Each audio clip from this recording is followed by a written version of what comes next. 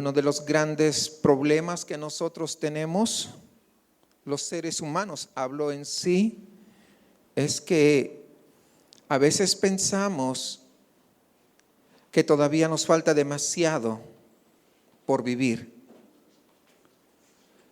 Y al faltarnos demasiado por vivir, entonces seguimos todavía desperdiciando nuestro tiempo. Hace 2 semanas, si no más recuerdo, en el estudio del miércoles hablaba que nuestra vida es tan corta que tendríamos que nosotros tomar decisiones sobre qué cosas hacer y qué cosas dejarlas mejor y no hacerlas. ¿Por qué gastamos tanto tiempo? Por ejemplo, voy a poner un ejemplo. En Netflix. No digo que está mal ver una película, pero ¿por qué gastamos tanto tiempo si pronto vamos a morir? En lugar de estar conociendo más a ese Salvador con el cual vamos a estar cara a cara. ¿Por qué gastar tanto tiempo? ¿Por qué gastar tanto tiempo en nuestros juegos, en nuestras cosas que nos gustan? ¿Por qué gastar tanto tiempo tal vez en los chismes? Sabiendo que muy pronto vamos a estar cara a cara. ¿Se da cuenta que a veces no nos ha caído el 20 sobre esa gran realidad? Que eso podría ocurrir hoy mismo.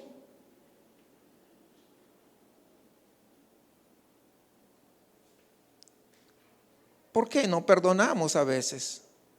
No, es que hoy día no tengo ganas todavía de perdonar. Cuando lo hemos aprendido que el perdón no es de ganas, sino es de querer obedecer a Jesucristo, a su palabra que nos manda y nos insta una y otra vez a perdonar. El problema es que no nos damos cuenta que estamos muriendo todos. Hoy yo quiero hablarles justamente como ese hombre que está muriendo y que sabe que va a ser responsable delante del Señor. Y me presento delante de ustedes con mucho temor, con mucho temblor, con mucha reverencia, porque lo que exponemos en este lugar es justamente los pensamientos de Dios, no los pensamientos de ningún ser humano. Y quiero llamar a su reflexión, hermanos, a que lo que aprendamos seamos nosotros dispuestos, ya lo decía nuestra hermana Abby hace un momento, que podamos poner en práctica nosotros lo que decimos ser. Todos, me estoy incluyendo si usted se da cuenta, porque también me hace falta.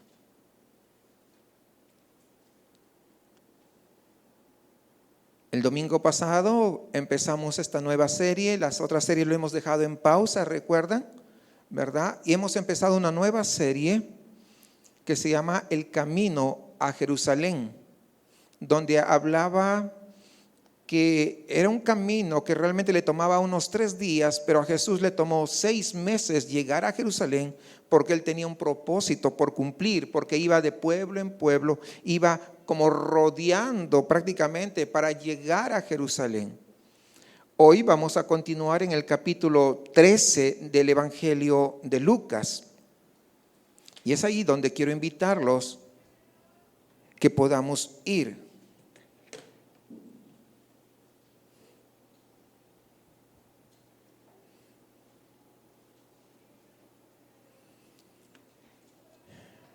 Hemos estado viendo, el domingo pasado vimos los obstáculos en el camino a Jerusalén.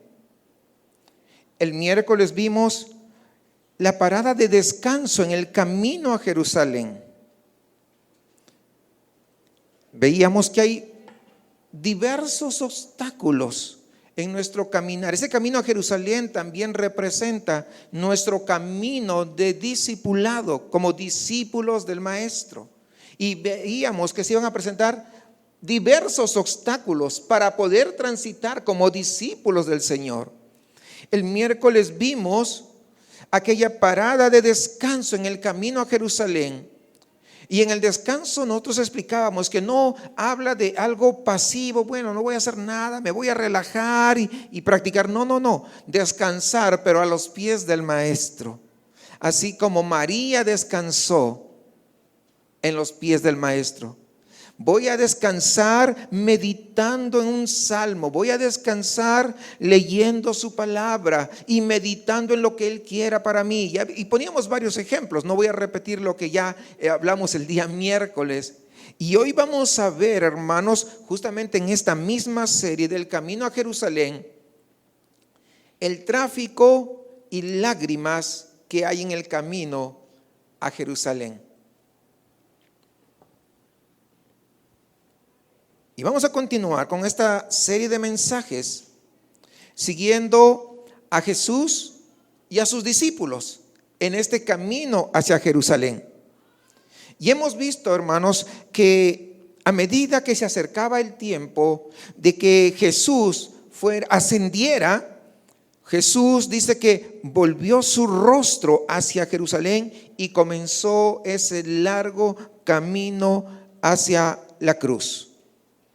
Durante 6 meses, desde el capítulo 9 que empezamos la semana anterior, durante 6 meses viajó con sus discípulos enseñando y predicando en los pueblos alrededores de Jerusalén, antes de finalmente entrar a la ciudad misma de Jerusalén el domingo de Ramos, como todo el mundo lo conoce, ¿verdad? Todos se identifican y saben ese domingo.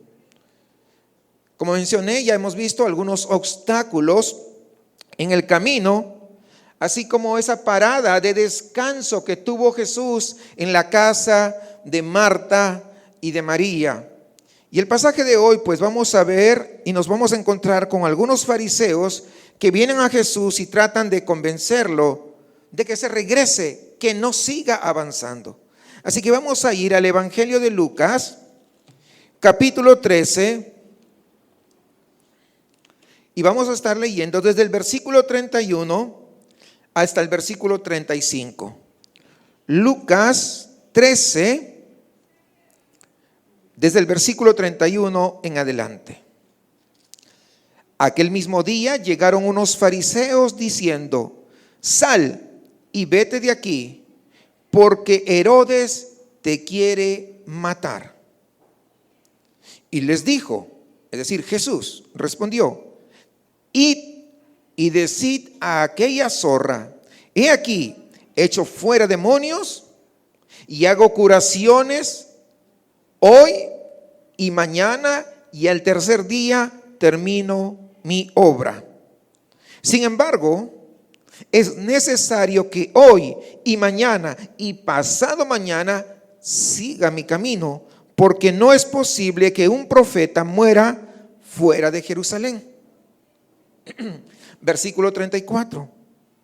Jerusalén, Jerusalén, que matas a los profetas y apedreas a los que te son enviados. ¿Cuántas veces quise juntar a tus hijos como la gallina a sus polluelos debajo de sus alas, y no quisiste? He aquí, vuestra casa os es dejada desierta, y os digo que no me veréis hasta que llegue el tiempo en que digáis: bendito el que viene en nombre del Señor. Oremos para que el Señor pueda hablarnos a nosotros. Amado Padre, la única razón por la que podemos dirigirnos ante usted es Jesús. No tenemos ningún mérito para acercarnos. Nuestra vida no es perfecta, Señor. Nuestra vida no es santa. Nuestra vida muchas veces vive en medio de turbulencias, y por nosotros mismos es imposible poder acercarnos ante su presencia. Mas hoy, por fe en Cristo Jesús, nos acercamos ante su gloriosa presencia, suplicándole que por amor a usted mismo nos hable. Y ayúdenos a cada uno de nosotros a no ser oidores olvidadizos, a no ser oidores acumulativos de conocimiento, sino ser hacedores sobre todo de su palabra. Amado Dios, que su palabra que va a ser expuesta el día de hoy pueda penetrar profundamente en nuestros corazones como aquella espada de doble filo, y que pueda, Señor, obrar en nosotros, y a través de esa obra que hagas en nuestras vidas, en nuestros corazones y en nuestros pensamientos, tú seas glorificado y no nosotros. Te lo pedimos esto en el nombre de Jesús. Amén.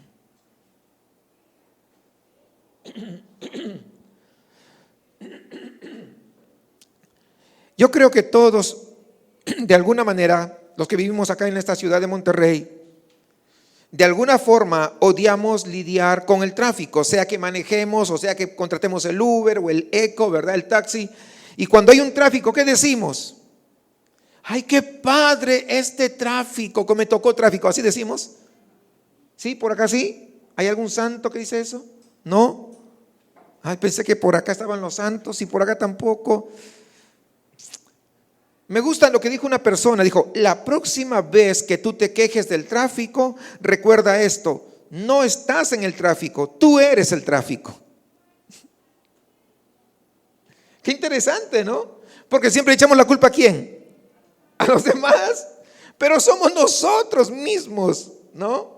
Y el tráfico puede ralentizarse, es decir, volverse muy lento. El tráfico puede hacer que lleguemos tarde al trabajo o que lleguemos tarde a las juntas, ¿verdad? El tráfico te puede, ahora con este de Google Maps, te puede desviar por unas rutas desconocidas, ¿cierto? ¿Sí o no? ¿Les ha pasado a alguien o no? O yo soy el único tonto que siguió las rutas de Google Maps y se dio tanta vuelta y gastó medio tanque de gasolina.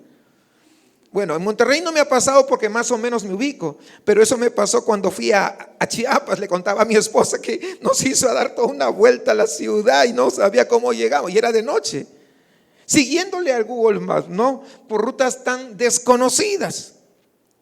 Incluso se ha visto casos que a veces te puede hacer hasta retroceder casi por completo y dices, casi llegué al mismo lugar de donde estaba antes. Yo pues por lo menos me alegro de vivir relativamente cerca a la iglesia, y hoy domingo pues no hay tráfico, no tengo que lidiar con mucho tráfico, pero no siempre ha sido así, no he tenido siempre tanta suerte. Por ejemplo, cuando vivíamos en los Estados Unidos, yo viajaba de un estado a otro, desde Connecticut a Nueva York. Así estábamos, nosotros vivíamos en Connecticut y luego íbamos hasta Nueva York y demorábamos en la 95 unos 35, 40 minutos a una buena velocidad. Ese era el tráfico. Pero cuando había tráfico, hermanos, nosotros podíamos durar horas, no una hora, 2, 3, 4 horas. Para aquellos de ustedes, hermanos, que tienen que lidiar con el tráfico todos los días de la semana, Dios los bendiga y que les dé paciencia. Yo sé que no es fácil. Y bueno, hice todo este comentario porque vamos a hablar de tráfico, les dije, ¿no? Tráfico, aquí en Lucas, el capítulo 13, Jesús, vamos a darnos cuenta que se encuentra con algo de tráfico en este camino a Jerusalén. Recuerde, porque la serie se llama El Camino a Jerusalén. Y vamos a ver que hay algo de tráfico en ese camino. Y ese tráfico en esta oportunidad viene en forma de fariseos. Lo acabamos de leer. Hemos estado comparando el camino a Jerusalén con el camino del discipulado el día de hoy a nosotros. Así que como los discípulos de Jesús lo siguieron hasta Jerusalén, Jesús nos llama a todos nosotros que somos sus discípulos a seguirlo. ¿Hasta dónde? Hasta la cruz. Ya lo explicábamos eso, ¿verdad? El domingo anterior. Y así es como Jesús en ese camino a Jerusalén se topó con el tráfico, pues. Nosotros, por lo tanto, si somos discípulos, estamos siguiendo a Jesús hasta la cruz. Créame que en nuestro caminar como discípulos también nos vamos a encontrar con tráfico en nuestra vida espiritual. Todo, hermanos, todo lo que te frene en tu caminar con Cristo, cualquier cosa que te desvíe del rumbo del discipulado, cualquier cosa que te tiente, mejor ya no voy y me doy vuelta, media vuelta para atrás y regresar, todo eso es tráfico en el camino del discipulado. Esta mañana estaremos viendo tanto el tráfico como las lágrimas en el camino a Jerusalén. Pero vamos a comenzar con el tráfico, con este tráfico. Entonces, les digo esta pregunta: ¿cómo puedes caminar firme en el camino del discipulado cuando tú encuentras tráfico en ese camino? ¿Sí me entendieron la idea? ¿Cómo estamos asociando? ¿Cómo es que tú puedes seguir caminando firmemente en el camino del discipulado cuando encuentras tráfico en el camino? Y eso vamos viéndolo. Primero, en primer lugar, ¿saben cómo hacemos? No permita que otros establezcan tu agenda de discípulo. Versículo 31. Acompáñenme. Dejen ahí sus Biblias abiertas porque ya saben que vamos desarrollando en base a ello. Mire, dice: aquel mismo día llegaron unos fariseos diciéndole: sal y vete de aquí, porque Herodes te quiere matar. Entonces, ¿qué es lo que piensas tú de los fariseos aquí? ¿Será que los fariseos están muy buena onda y le están dando un buen consejo a Jesús? ¿Será que los fariseos están velando por los mejores intereses de Jesús? Probablemente no.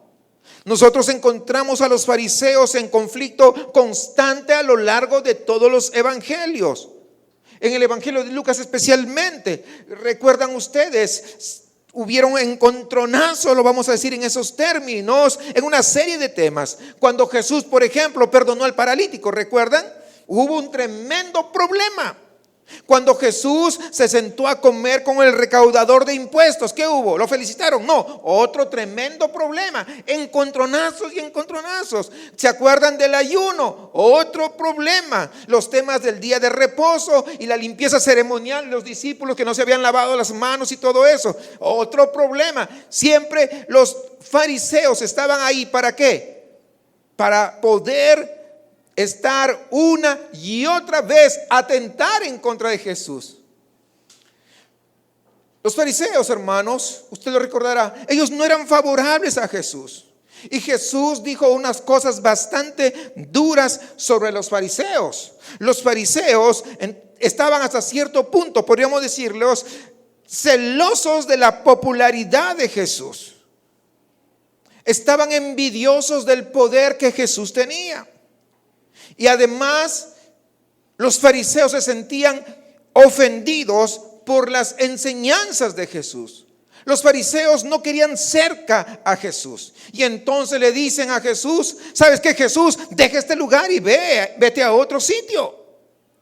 Básicamente, hermanos, lo que los fariseos tratan de darle a Jesús es su visa de salida. Hey, ya te puedes ir. ¿A dónde? No sé, tú sigue caminando. No nos importa. Lo importante es que tú te vayas a cualquier parte. Puedes estar en cualquier parte, menos aquí donde estamos nosotros. Los fariseos, hermanos, quieren urgentemente que Jesús salga de allí. Es como si ellos estuviesen diciendo: ¿sabes qué, Jesús? Este lugar donde nosotros estamos no es lo suficientemente grande para estar tú, Jesús, y nosotros los fariseos. Ahora, ellos no salen directamente a decir eso. En cambio, ellos le dan una razón diferente para que Jesús se fuera. Le dicen a Jesús: deje este lugar y vete a otro lado. ¿Por qué? Porque Herodes te quiere matar. Ese fue el argumento. Entonces, se dan cuenta que los fariseos le estaban echando la culpa a Herodes, ¿verdad? Si lo notamos, le están echando la culpa para que ellos se vean los santos, que ellos supuestamente tenían las mejores intenciones con Jesús. Ahora, debo aclarar esto. Este Herodes que menciona aquí, hermanos, no es el mismo Herodes que trató de matar a Jesús cuando estaba bebé. ¿Recuerdan que mandó matar a todos los bebés? No es el mismo. Ese fue Herodes el Grande, pero este de aquí es el hijo de ese Herodes que mandó matar a todos los bebés. Este es Herodes Antipas. Les digo para que usted tenga más claridad. Y usted podría preguntarse, ¿los fariseos están diciendo la verdad aquí?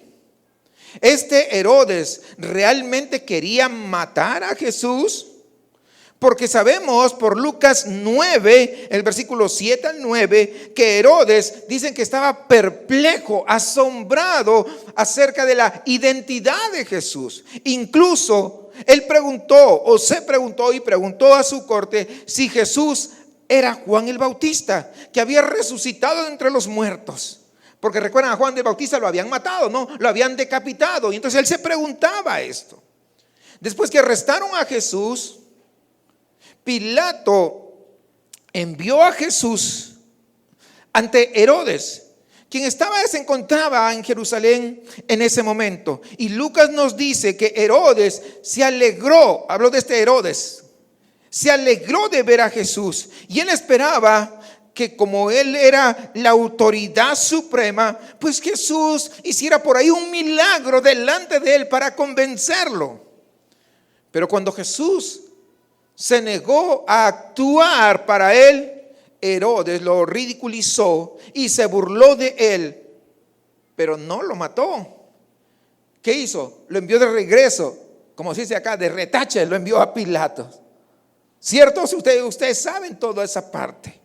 Entonces, sabemos que al menos en el momento del arresto de Jesús, Herodes como autoridad tuvo la oportunidad de matarlo, ¿sí o no? Pero no lo hizo. Decidió no hacerlo. Así que me parece que los fariseos, hermanos, cuando leíamos aquí en Lucas, ellos estaban inventando esta historia aquí para tratar de sacar a Jesús del área donde ellos estaban. De cualquier manera, es difícil confiar en los motivos de los fariseos aquí. O se están aprovechando de una situación o están haciendo simplemente amenazas vacías, cualquier cosa para sacar a Cristo de su territorio. Entonces nos preguntamos, ¿qué está pasando aquí? Bueno, básicamente es esto. Jesús y sus discípulos se han encontrado con algo de tráfico en ese camino hacia Jerusalén. ¿Ya le va entendiendo el sentido? A eso le llamamos un tráfico.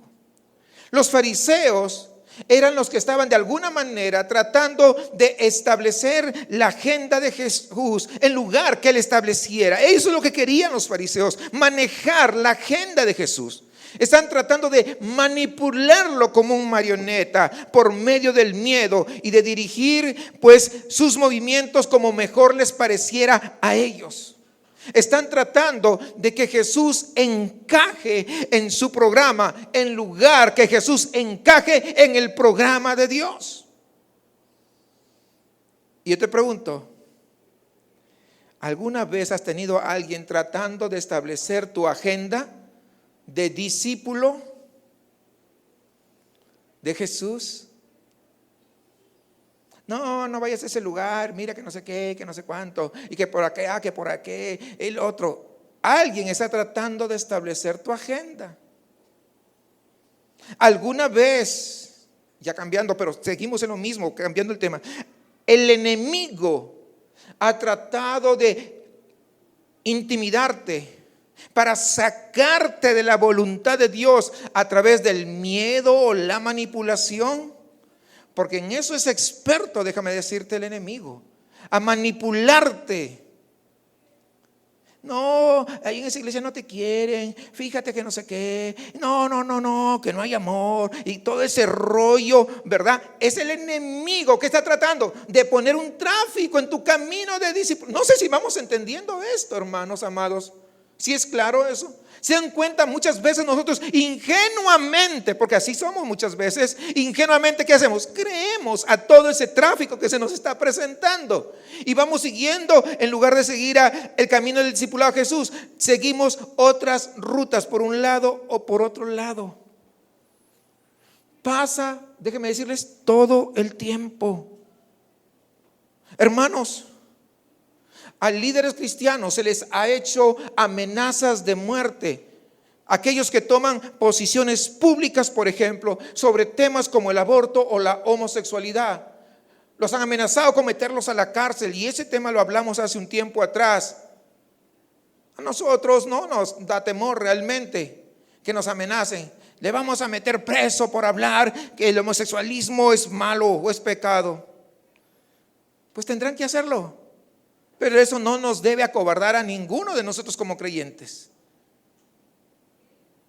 Acaban de sacar en Nuevo León, es el segundo estado a nivel de toda la República, el acta de reconocimiento de género no binario. ¿Hasta dónde estamos llegando? Acaba de suceder esta semana. Usted está viendo entonces el desastre que está ocurriendo y todavía están que se quejan por falta de agua. Cuando están yendo en contra de lo que Dios ha establecido. Sí, parece paradójico, ¿no? Dios, ¿sabes qué? No me importa lo que tú digas, pero dame agua. ¿Sí se da cuenta? ¿Por qué? Porque pues un estado con mucho dinero, ¿sí me entiende? La paradoja que hay. Hermanos, los misioneros son amenazados por gobiernos o grupos revolucionarios y le dicen: te vas, o de lo contrario puede ocurrir accidentes. Hace unos 2 días estábamos mis hijas y yo les digo, a veces quieren ver una película y digo, me gusta a mí más de la vida real. Mi esposa también sabe, ¿no? Cosas de la vida real que hayan pasado. Y mis hijas sintonizaron justamente, mira, hablan del tsunami que hubo en Asia, ¿no? Y yo vi justamente cuando esa catástrofe ocurrió, hermanos, como una mujer allá en la India, en el norte de la India, y en Madrás, sentada públicamente decía: Dios, ¿por qué nos has hecho esto? Acusándole a Dios. Y yo pregunto, Dios tendría que decirle: ¿y por qué no? Porque cuando yo mandé a mis misioneros, ustedes los emboscaron, les pusieron dentro del jeep en el que estaban, los envolvieron con telas, les echaron gasolina y los quemaron vivos. Matan a mis profetas, lo acabamos de leer, matan a mis enviados, y todavía dicen: ¿por qué? Dios no es ningún tonto. ¿Sí se dan cuenta, mis amados hermanos, de lo que estoy hablando? Pero ese es el precio, hermanos, de poder seguir en el camino del discipulado.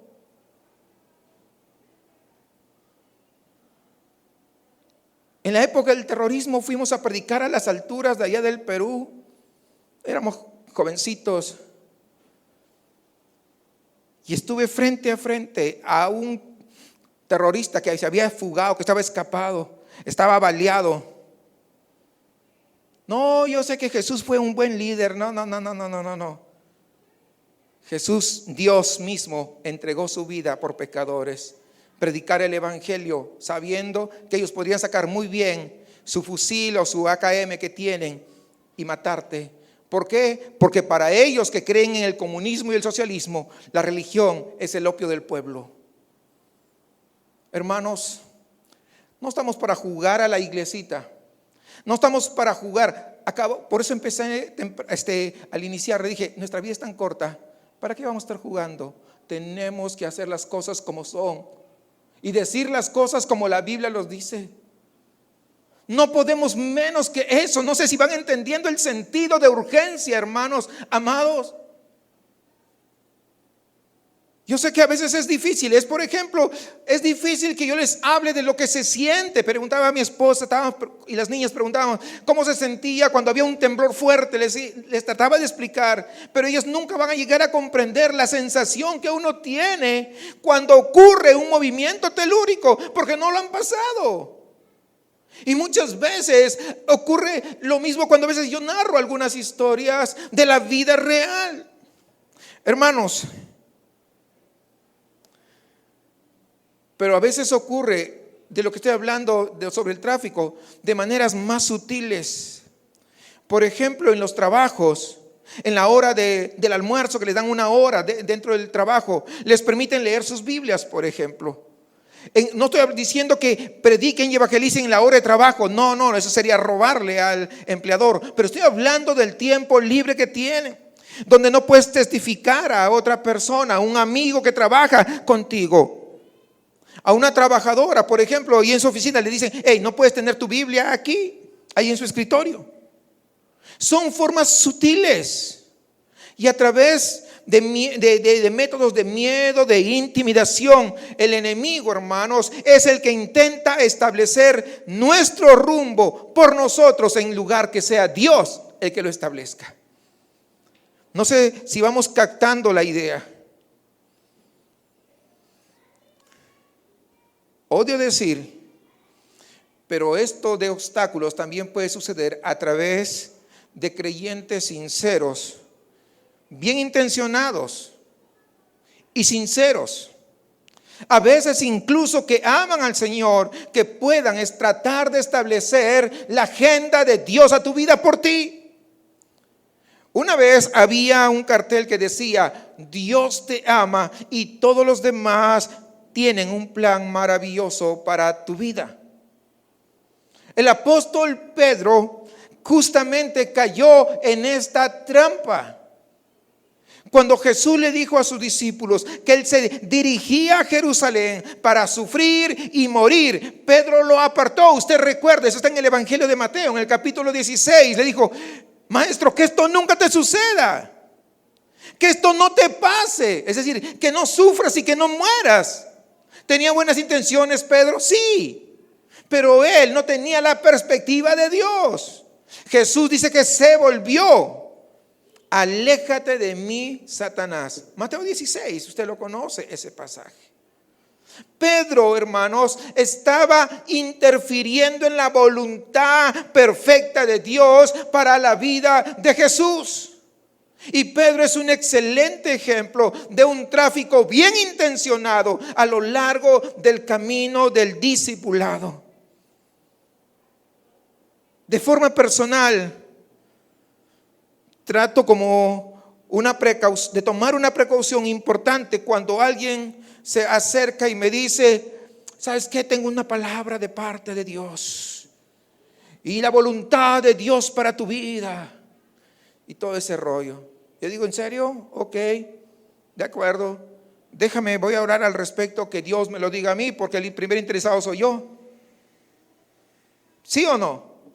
Así que deja que Dios confirme en mi corazón a través de la oración y a través de la lectura de la palabra. Así que quiero decirles esto: cuidado, hermanos, con dejar que alguien que no sea Dios marque la agenda de tu vida discipular. Y es lo que hablamos el día miércoles pasado con María y con Marta. Pase tiempo en la presencia de Cristo, escuchándole a Él. Aprenda a escuchar su voz para que no se confunda con el tráfico de otras voces que le dicen qué hacer. Entonces lo primero que hay que hacer para enfrentar estos tráficos que se presentan es: no dejes que otros establezcan tu agenda como discípulo del Señor. En segundo lugar, no tengas miedo de enfrentar el mal.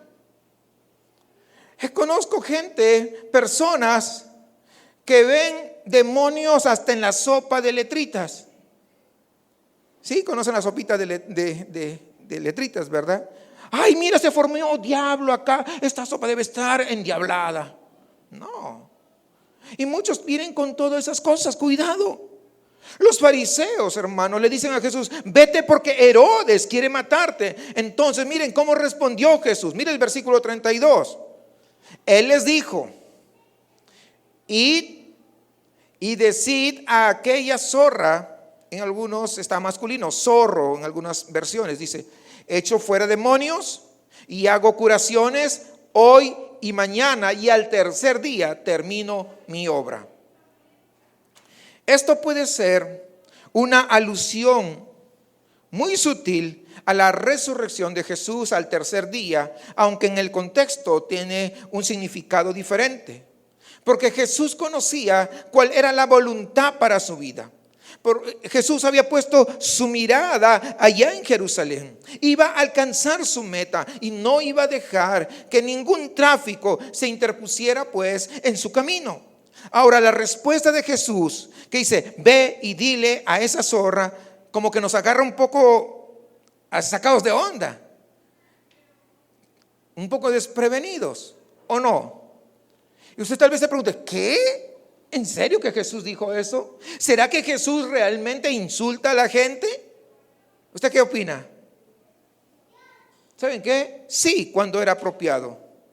Ciertamente, quiero que sepan, no lo hizo para herir los sentimientos de alguien, ni por un enfado infantil, ni para ser antipático, ni para caerles mal, ni para demostrar que sus chicharrones truenan. No, nada de eso. Jesús estaba llamando a las cosas por su nombre. Jesús aquí se está burlando de Herodes. Una vez más preguntamos: ¿puede Dios hacer eso, burlarse? ¿Puede Dios burlarse de la gente, sí o no?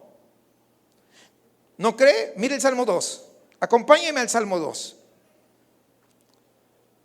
Desde el versículo 1 al versículo 6. Mire el Salmo 2 lo que dice: ¿por qué se amotinan las gentes y los pueblos piensan cosas vanas? Se levantarán los reyes de la tierra y príncipes conspirarán contra Jehová y contra su ungido, diciendo: rompamos sus ligaduras y echemos de nosotros sus cuerdas. El que mora en los cielos, ¿qué dice? Se reirá. El Señor, ¿qué dice? Se burlará de ellos. Es que cuando el hombre quiere pelearse con Dios, Dios se ríe. O sea, esta hormiguita insignificante, ¿qué puede hacer contra mí? Luego les hablará en su furor y los turbará con su ira. Yo he puesto mi rey sobre Sión, mi santo monte. Sí, hermanos, Dios está en los cielos. Y sí, Él se burla de los planes insignificantes de las personas aquí en la tierra. Dios se burla de las pataletas que tú y yo podríamos hacer muchas veces. Dios se burla de aquellos que tratan de derrocar su voluntad soberana, como si pudiéramos. Entonces, ¿qué quiere decir que Jesús llama zorra a Herodes? ¿Por qué Jesús utiliza justamente, miren, este término? Creo que nosotros cuando estudiamos vemos algunas características de los animales, y un zorro es un animal normalmente pequeño, débil y astuto. Un zorro vive más de su astucia que de su fuerza, porque no tiene tanta fuerza realmente. Y así que al llamar zorro a Herodes, Jesús básicamente estaba diciendo un par de cosas. Primero, estaba llamando la atención sobre ese lado astuto y traicionero de Herodes. Herodes, de hecho, no era ningún hombre digno de mucho respeto. Él se divorció de su esposa para casarse con su sobrina, quien a la vez estaba casada con su hermano. Es complicado, ¿verdad? Mire, ¿hace cuántos años? El día de hoy sucede pues muchas veces, pero es lo que pasó. Este fue el que decapitó a Juan el Bautista, incluso cuando él no quería hacerlo, solamente por una promesa tonta que hizo en una fiesta de cumpleaños. Eso es lo que pasó. Era un hombre débil que usaba su poder político para obtener pues ganancias egoístas. Eso es en primer lugar. Y en segundo lugar, Jesús también estaba mostrando que él no le tenía miedo a Herodes. Es decir, Herodes no pudo intimidar a Jesús para que se sometiera. Dios había llamado a Jesús a predicar, a sanar y echar fuera demonios. Y Dios lo había llamado para ir a Jerusalén. ¿Para qué? Ya lo veíamos, sufrir y morir por los pecados de este mundo. Así que con amenaza de muerte o no, Jesús, ¿qué iba a hacer? Iba a continuar con su obra, iba a alcanzar el objetivo. Entonces Jesús le dice a los fariseos: vayan y digan a él, a la zorra. Ahora bien, escúcheme, tenemos que tener cuidado aquí. Como cristianos estamos llamados a amar, a perdonar, tolerar y ser corteses, ¿sí o no? Así dicen las escrituras. No debemos, esto no significa que tendremos que ir por todos lados insultando a las personas como regla general, no. Jesús de hecho rara vez lo hizo. Pero hay momentos en los que también debemos llamar a las cosas por sus nombres. A veces el ladrón necesita ser llamado ¿qué? Ladrón, delincuente, ¿sí o no? El cónyuge infiel, hay que llamarlo adúltero. ¿Sí me entiende la idea, hermanos, lo que estoy tratando de decir? El que le usa la pornografía debe llamarse un pervertido.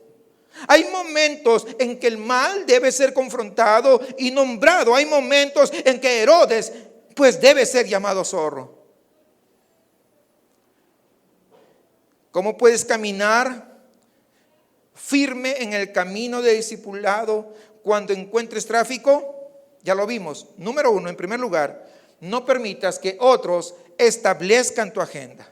Y número 2, no tengas miedo de enfrentarte al mal. Y en tercer lugar, seguir el llamado de Dios donde quiera que Él te guíe. Mire el versículo 33.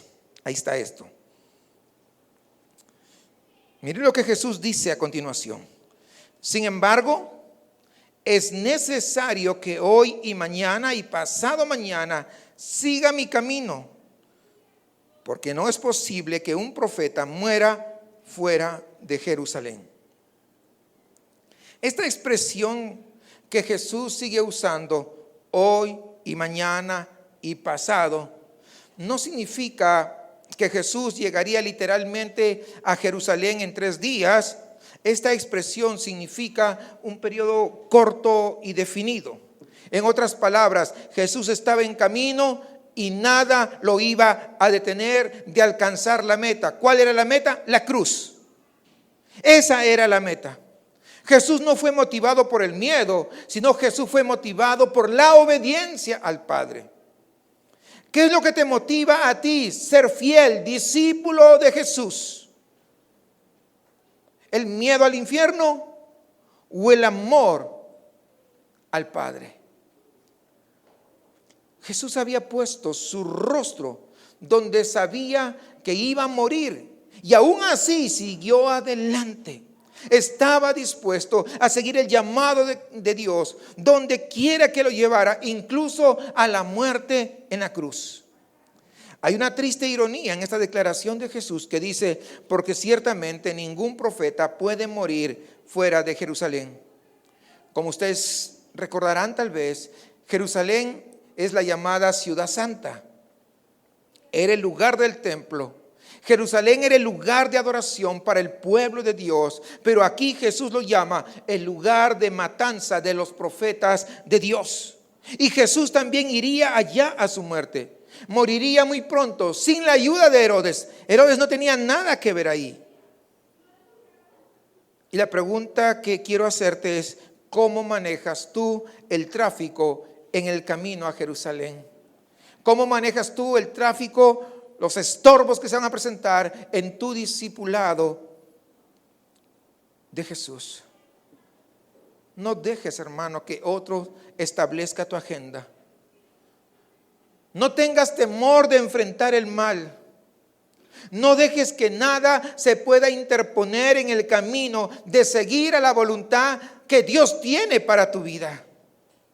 Cualesquiera, hermanos, que sean los obstáculos, cualesquiera que sea el costo, mantén la vista y la meta y sigue adelante. Sigue el llamado del Señor donde Él te lleve.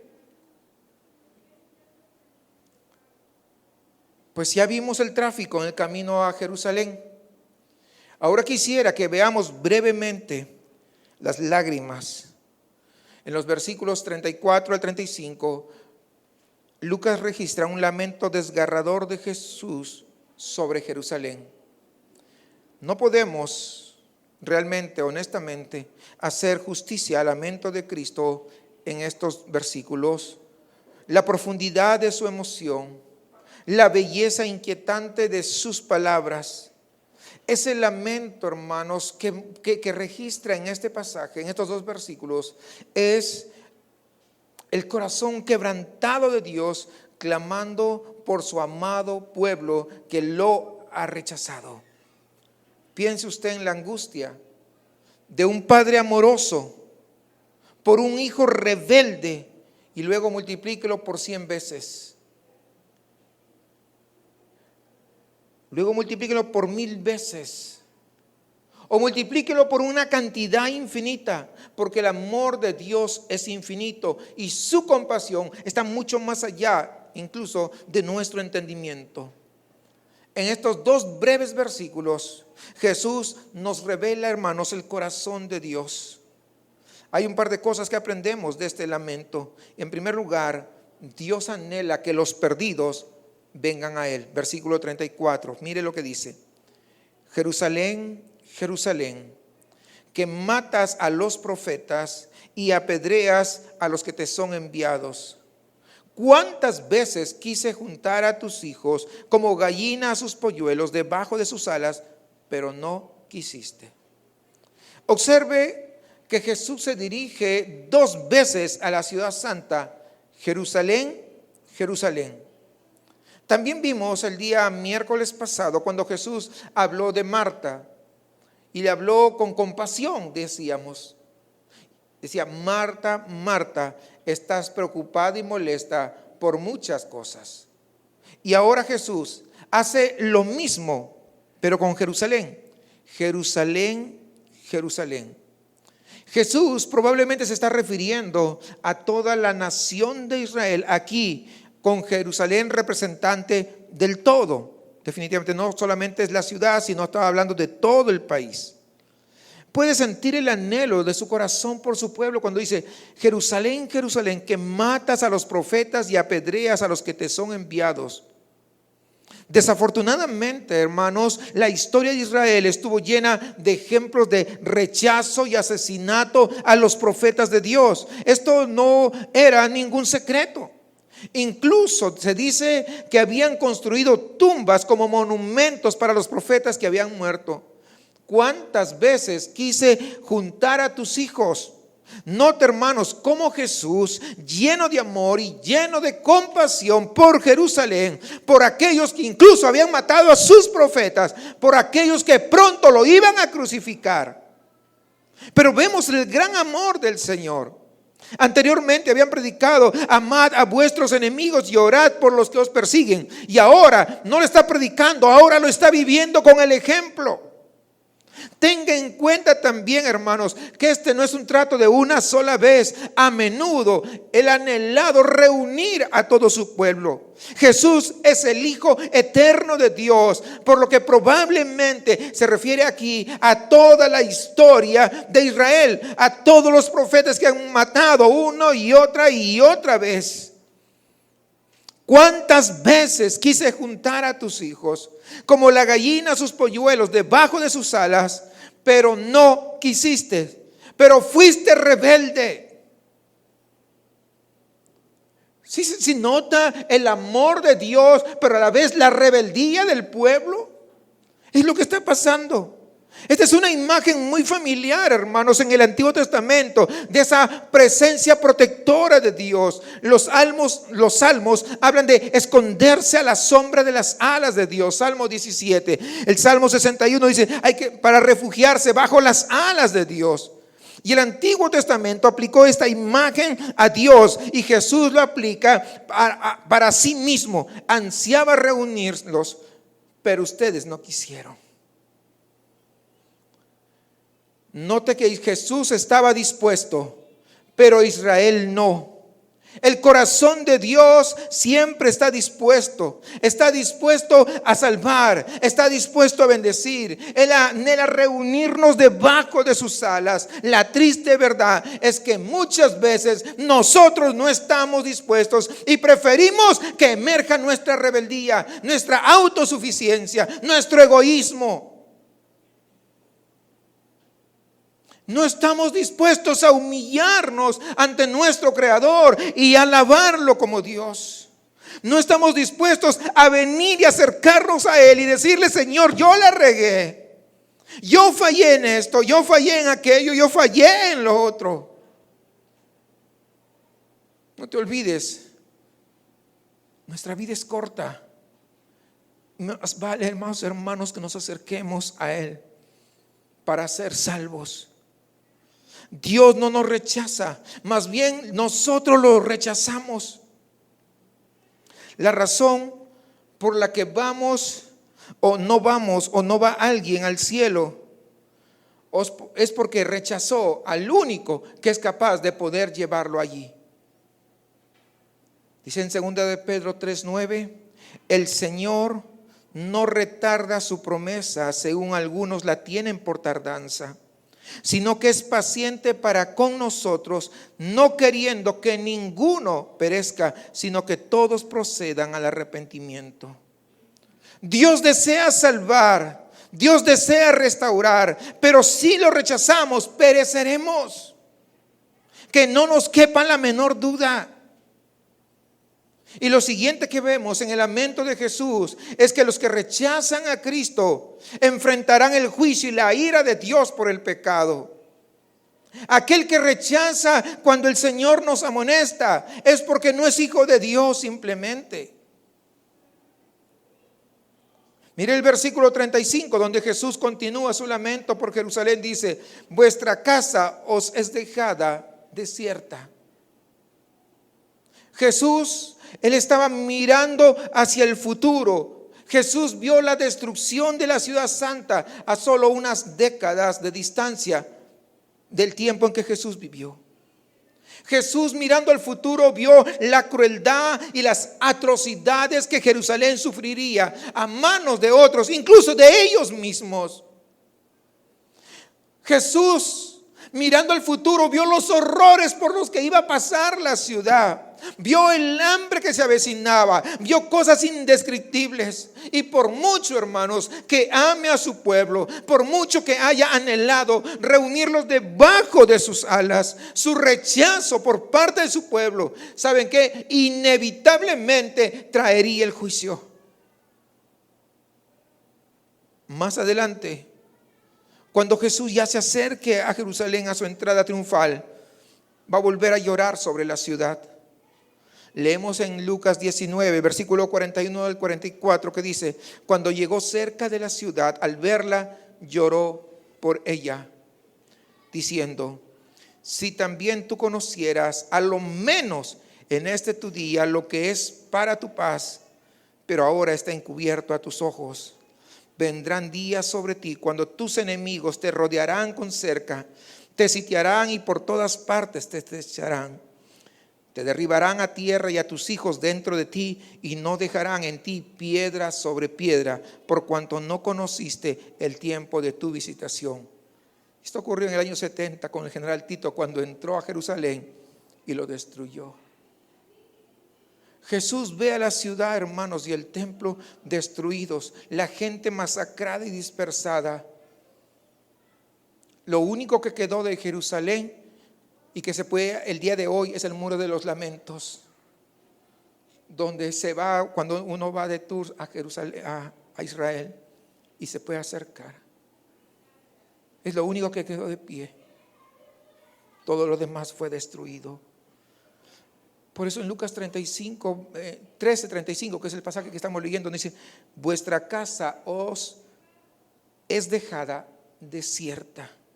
Esta palabra desierta, hermanos, traducida aquí lleva la idea de abandono. Israel será abandonada por el Señor, por el Dios que anhela salvarlos, pero que ellos no quisieron. Por lo tanto, ahora ellos serán abandonados a su suerte. La aplicación para el día de hoy es bastante clara. La persona que hoy rechaza a Cristo también quedará desierta o desolada, es decir, abandonada a su suerte. Y yo pregunto, ¿es lo que tú quieres? ¿Eso es lo que tú quieres? Eso es muy claro, hermanos, de poder aplicarlo. No necesita una interpretación y una exégesis tan profunda. Es muy claro.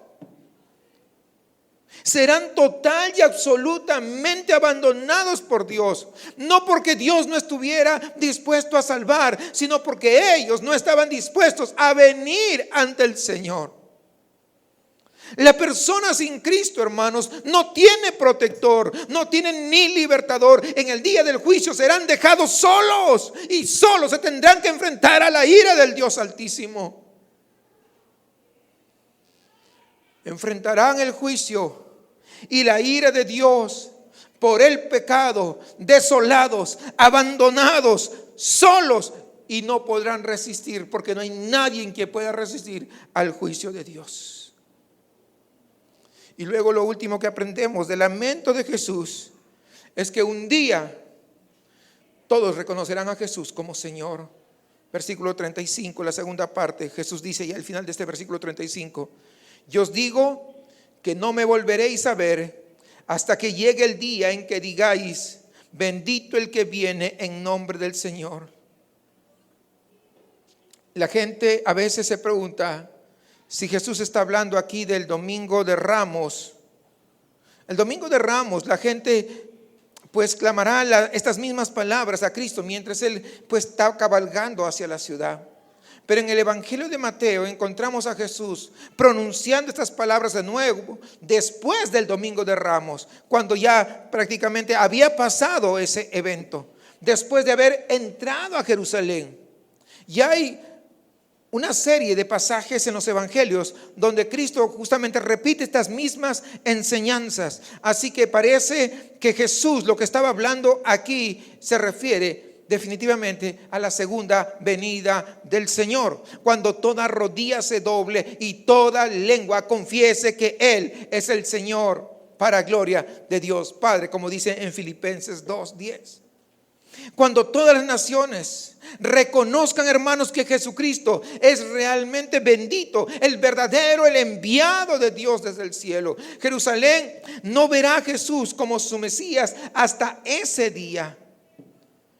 Tal vez Jesús también esté hablando de manera simbólica de los judíos que se volverán a Él para la salvación a lo largo de toda la era de la iglesia. Cada vez que un judío, hermanos, se vuelve a Cristo y reconoce como el verdadero Mesías, como el Salvador, llamándolo bendito, y lo reconoce justamente al Hijo de Dios, se produce un mini cumplimiento de esta promesa.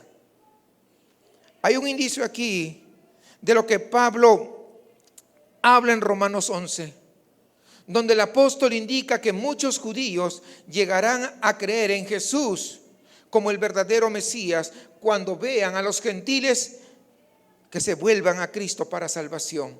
Está en Romanos 11, versículo 25. Y quiero preguntarte en esta hora, ¿has aprendido como Cristo a amar a tus enemigos? ¿A bendecir a los que te persiguen? ¿Estás lleno de compasión por los perdidos? Porque mientras Cristo caminaba hacia su muerte allá en Jerusalén, Jesús no derramó lágrimas por sí mismo. Más bien, Jesús se lamentó por los que le rechazarían y cosecharían desde luego las consecuencias de aquel rechazo. Dios no se complace en castigar, hermanos, a los pecadores. Ezequiel 33:11 nos dice: diles, vivo yo, dice Jehová el Señor, que no quiero la muerte del impío, sino que se vuelve el impío de su camino y que viva. Volveos de vuestros malos caminos. ¿Por qué habéis de morir, casa de Israel? Y lo mismo pues nos dice a nosotros el día de hoy.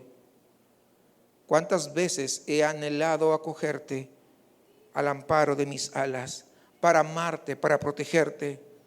¿Estás dispuesto? ¿Vas a correr hacia Él? ¿Vas a refugiarte en sus alas? ¿O crees que tienes una vida tan larga que eres autosuficiente y que puedes hacer todavía seguir haciendo las cosas como mejor te plazca? Hoy hemos visto el tráfico y las lágrimas que vamos a pasar en el camino a Jerusalén. Y no te olvides que el tráfico es cualquier cosa que tú encuentres en el camino del discipulado que de una o de otra manera busque cambiarte o desviarte de dirección. Cambia tu meta. Hacer que sigas algo diferente a la voluntad de lo que Dios ha establecido para tu vida. Por lo tanto, te hago recordar, no dejes que el tráfico determine en qué dirección te vas a ir. Más bien determina seguir a Dios y solamente a Él. ¿Y qué son las lágrimas?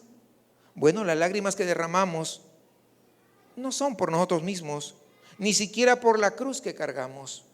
Como seguidores de Jesús, derramamos lágrimas por aquellos que nos persiguen y que por los que se quedan fuera de Cristo, fuera del amparo y la protección de sus alas. Anhelamos que venga Cristo ya, pero también anhelamos que esa gente que no quiere saber nada con el Señor vengan a Cristo y conozcan de su amor, que conozcan de su perdón, que conozcan del gozo y la maravilla de la salvación de Dios. Hermanos, que el Espíritu Santo del Señor mismo obre en nosotros y podamos aprender mucho hoy del ejemplo de Jesús en este camino a Jerusalén. Que aprendamos de su determinación, de su firmeza para seguir a la voluntad de Dios. A pesar que le quisieron desviar, aún con buenas intenciones, ya lo vimos con Pedro, pero que nada pueda desviarnos también a nosotros. Que podamos aprender de su compasión y su piedad por los perdidos, su compromiso inquebrantable con la justicia y con la rectitud. Y sobre todo la esperanza que ofrece a todos los que dirán de Jesús: bendito el que viene en el nombre del Señor. Es ahí donde tenemos que apuntar, hermanos. Esa debe ser nuestra preocupación. Es allí donde tenemos nosotros que dirigirnos y no voltearnos ni a la izquierda ni a la derecha. ¿Y sabe cómo lo vamos a hacer? Confiando únicamente en Jesús como nuestro Salvador, y que Él dirija nuestras vidas y no nosotros. Oremos al Señor. Amado Padre, una vez más ante tu presencia, reconociendo, Señor, que muchas veces no hemos sido coherentes, Señor, en nuestra vida. Ayúdanos a que aún en medio del tráfico podamos seguir caminando dispuestos como discípulos tuyos. Ayúdanos, Señor, a que podamos tener una perspectiva clara con respecto a aquellos que no son salvos, y que podamos, Señor, doblegarnos, que podamos orar, que podamos interceder, Señor, por aquellos que todavía no te conocen. Ayúdanos a caminar firmes. Ayúdanos, Señor, a mantener nuestra mirada en usted. Que nuestra fe no mengüe. Sigue trabajando en nosotros, en nuestro carácter. Sigue trabajando en nuestro corazón. Y ayúdanos a vivir como verdaderos discípulos tuyos para gloria de tu poderoso nombre. Señor, muchas gracias, porque sé que lo que tú nos hablas es básicamente por tu grande amor que tienes por tu pueblo. Tu pueblo que compraste con sangre, no cualquier sangre, la sangre de tu Hijo unigénito, justo, santo, puro. Y aún así se entregó para que nosotros pudiéramos vivir. Señor, perdónanos si en algún momento hemos rechazado tu llamado. Y ayúdanos, Señor, a no entretenernos con ningún tráfico que se presente en nuestra vida, sino que podamos seguir caminando, que nuestro objetivo sea solamente tú y nadie más. No a nosotros, Señor, no a nosotros, sino a tu nombre sea dada toda la gloria. Te pedimos esto en el nombre de Jesús. Amén.